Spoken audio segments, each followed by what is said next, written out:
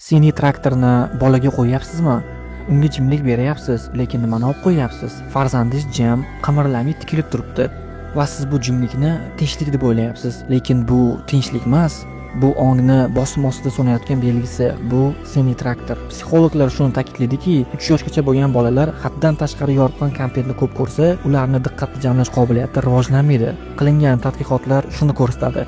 Harakatlar, so'zlar va ohanglar shablonlariga solingan kontent bola ongida ijodiy fikrlashmas, avtomatik bo'ysunishni kuchaytiradi. Bu multfilmda hikoya yo'q. Harakatlar bir xil, gaplar bir xil. Boshqacha qilib aytganda, bu kontent bolani miyasini fikrlatmaydi. Traktor juda yorqin, harakatlar haddan tashqari jadal va bu bolani ongini haddan ortiq zo'riqtiradi. Multfilmda savol yo'q, javob yo'q, muloqot yo'q. Bola faqat eshitadi, faqat qaraydi. U o'rganmaydi, u o'zini yo'qotadi. Bu multfilmda dars yo'q, muammo yo'q, yechim yo'q.